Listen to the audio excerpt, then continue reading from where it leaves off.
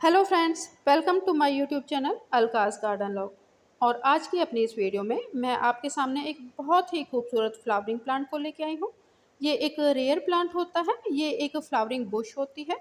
इसके लीव्स बहुत ही खूबसूरत से सिल्वर कलर के होते हैं और वेलवेटी लीव्स होते हैं इसके। साथ ही इसमें बहुत ही प्यारे से पर्पल कलर के फ्लावर्स खिलते हैं। जब इस फ्लावरिंग प्लांट में बहुत सारी बर्ड्स आती हैं और बहुत सारी फ्लावरिंग होती है तो ये बहुत ही खूबसूरत लगती है।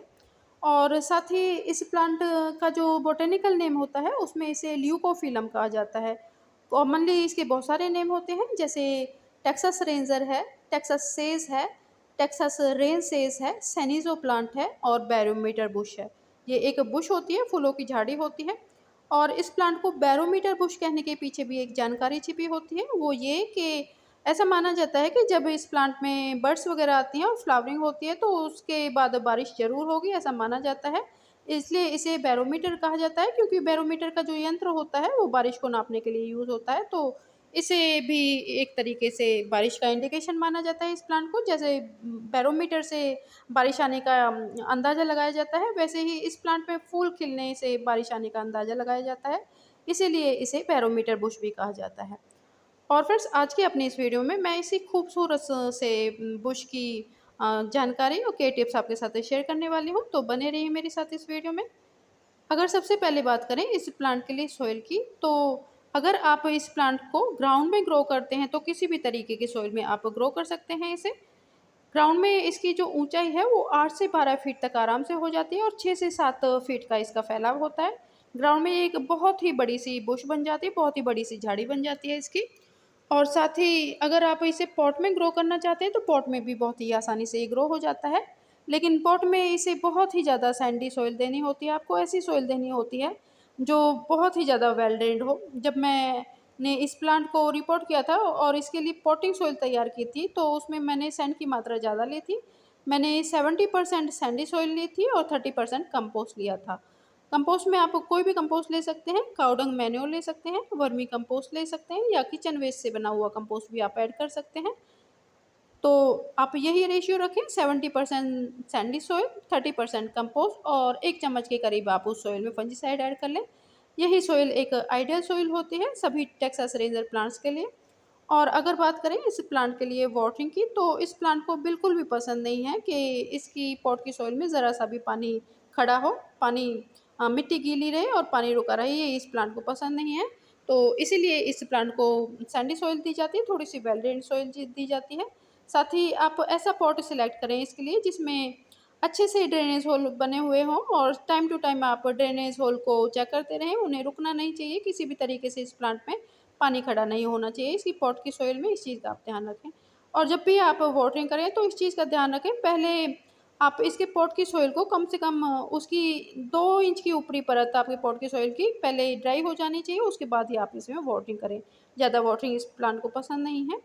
अगर बात करें इस प्लांट के लिए सनलाइट की, तो ये एक सन लविंग प्लांट होता है और इसे अपनी अच्छी ग्रोथ के लिए कम से कम 5 से 7 घंटे की डायरेक्ट सनलाइट चाहिए होती है हर रोज़। आप कोई भी सीज़न हो, गर्मियाँ हों या सर्दियाँ हों, फ्रेंड्स मैं तो इसे अपने प्लांट को डायरेक्ट सनलाइट में रखती हूँ। सारी ही सर्दियों मैंने अपने इस प्लांट को अपनी टेरेस पे डायरेक्ट सनलाइट में रखा है। और अब गर्मियाँ हैं और जून का मंथ है, जून में बहुत ज़्यादा गर्मियाँ होती हैं हमारे यहाँ दिल्ली में, तो इस मौसम में भी मैंने इसे डायरेक्ट सनलाइट में रखा हुआ है। लेकिन आप इस चीज़ का ध्यान रखें कि जब इसमें फ्लावर्स आ रहे होते हैं, बड्स आ रही होती हैं, तो उस टाइम में दोपहर की बहुत तेज़ डायरेक्ट सनलाइट से गर्मियों में आप इसे बचा लें। और जब बहुत ज़्यादा गर्म हवाएँ चलती हैं या आंधी आती है या बारिश आती है तो ऐसे टाइम पे आप इसे थोड़ा-सा अंदर रख दें, जैसा मैं करती हूँ। मैं अंदर रख देती हूँ बारिश में या आंधी में या गर्म हवाओं में या बहुत ज़्यादा दोपहर की डायरेक्ट सनलाइट में मैं इसे अंदर की तरफ रख देती हूँ, जहाँ पे इन चीज़ों से इसका बचाव हो जाए। वरना इसके जो फ्लावर्स होते हैं वैसे तो ये 2 से 3 दिन आराम से खिले रहते हैं। अगर ऐसी सिचुएशन में हम इसे बाहर छोड़ देते हैं तो वहाँ पे इसके जो फ्लावर्स होते हैं बहुत ज़्यादा डेलिकेट होते हैं और वो झड़ जाते हैं, 1 दिन में ही वो ख़राब हो जाते हैं, सूख के झड़ जाते हैं या हवाओं से या फिर बहुत ज़्यादा टेम्परेचर से वो झड़ जाते हैं सारे फ्लावर्स, इस चीज़ का आप ध्यान रखें। अगर बात करें इस प्लांट के लिए पेस्ट वगैरह की, तो 2 साल के टाइम में फ्रेंड्स मैंने अपने इस प्लांट में कभी भी कोई भी पेस्ट अटैक नहीं देखा है। किसी भी तरीके का पेस्ट अटैक इस पे नहीं होता है। बहुत ही हार्डी प्लांट है और बहुत ही इसमें डिसीज़ रेजिस्टेंस पावर होती है। किसी भी तरीके की कोई इसमें बीमारी नहीं होती है, किसी भी तरीके का इस पे कोई पेस्ट अटैक नहीं होता है। किसी भी सिचुएशन में, कैसे भी बिना पानी के, कितनी भी धूप में, कैसे भी टेम्परेचर में इसे आप कहीं भी रख दें, डायरेक्ट सनलाइट में अगर ये रखा है तो इसका कुछ नहीं होने वाला है। ये आराम से चलता रहेगा बिना किसी दिक्कत के, बिना किसी परेशानी के। बहुत ही ज़्यादा हार्डिएस्ट प्लांट में से एक प्लांट है ये। और अगर बात करें अगर फिर भी आपको पेस्ट वगैरह दिखते हैं तो कभी कभी आप इसके ऊपर नीम ऑयल का स्प्रे कर सकते हैं। मैंने कभी कोई पेस्ट अपने प्लांट के ऊपर नहीं देखा है, तो मुझे ज़रूरत नहीं पड़ी है कुछ भी इस पे यूज़ करने की। और फ्रेंड्स, अगर बात करें इस प्लांट के लिए फर्टिलाइज़र की, तो अगर आपने इसे कंपोस्ट वगैरह डाल के रिपोर्ट किया है पॉट की सॉइल में, ऐसी सॉइल में जैसी मैंने आपको प्रेस्क्राइब किया अभी थोड़ी देर पहले, तो 2-3 मंथ तक भी इसे किसी फर्टिलाइज़र की ज़रूरत नहीं होती है। विंटर में ये प्लांट अपनी डोरमेंसी के टाइम में होता है, उस टाइम इन प्लांट्स में फर्टिलाइज़र वगैरह यूज़ ही नहीं किया जाता। तो आप फरवरी मार्च में एक बार इसमें कंपोस्ट वगैरह ऐड कर सकते हैं और एक बार आप बारिश के मौसम में ऐड कर दीजिए।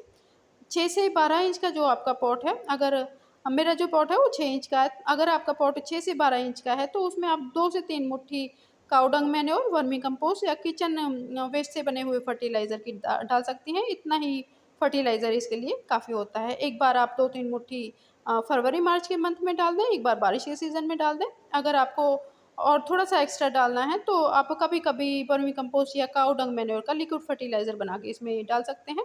बहुत ज़्यादा फर्टिलाइज़र की इसे ज़रूरत नहीं होती है। और फ्रेंड्स, अब मेन बात पे आते हैं कि इस फ्लावरिंग प्लांट में इतनी ज़्यादा हैवी फ्लावरिंग कैसे हो रही है। तो फ्रेंड्स, अपने इस प्लांट के लिए और जितने भी मेरे फूलों वाले पौधे हैं उन सभी के लिए इस बार मैंने एक नया ऑर्गेनिक फर्टिलाइज़र बनाया है और अपने सारे ही फूलों वाले प्लांट्स पे मैंने अप्लाई किया है। वो फर्टिलाइज़र बहुत ही अच्छा है, उसका रिज़ल्ट मुझे बहुत ही पॉजिटिव देखने को मिला है। जिन मेरे फूलों वाले प्लांट्स में कलियाँ तक नहीं आती थी, उनमें बहुत भर-भर के कलियाँ आई हैं और बहुत ज़्यादा फ्लावरिंग हुई है। साथ ही जो फूलों के कलर्स हैं वो भी बहुत ज़्यादा ब्राइट आए हैं। उस फर्टिलाइज़र को बनाने की मैंने सारी ही प्रोसेस, यूज़ करने की सारी ही प्रोसेस एक वीडियो में अपलोड की है और उस वीडियो को मैं डिस्क्रिप्शन बॉक्स में डाल दूँगी, अगर आप चाहें तो देख सकते हैं। उससे बहुत ज़्यादा हेल्प होगी, बिल्कुल फ्री का वो फर्टिलाइज़र है। उसे बनाने के लिए जो चीज़ चाहिए होती है वो फ्री में हमारे किचन में अवेलेबल होती है, बहुत ही आसानी से वो बन जाता है, बहुत ही आसानी से यूज़ कर सकते हैं। और इस तरीके से आप भी अपने प्लांट की केयर करें तो लंबे समय तक आपका जो टेक्सास रेंजर प्लांट है आपके साथ बना रहेगा, उसकी हेल्थ अच्छी रहेगी और भर भर के उसमें फ्लावरिंग होती रहेगी। आई होप फ्रेंड्स कि आपको मेरी इन्फॉर्मेशन पसंद आई होंगी। वीडियो पसंद आई हो तो मेरे चैनल को सब्सक्राइब कीजिए, मेरी वीडियोज़ को लाइक एंड शेयर कीजिए। यदि आपका वीडियो के रिगार्डिंग या गार्डनिंग से रिलेटेड कोई भी आपका क्वेश्चन हो, कोई भी सजेशन हो, तो आप मुझे मेरी किसी भी वीडियो के ऊपर कमेंट करके बता सकते हैं। मैं पूरी कोशिश करूँगी आपके सभी कमेंट्स जवाब मैं ज़रूर से ज़रूर दे पाऊँ। ओके फ्रेंड्स, इसी के साथ मैं वीडियो समाप्त करती हूँ। बाय।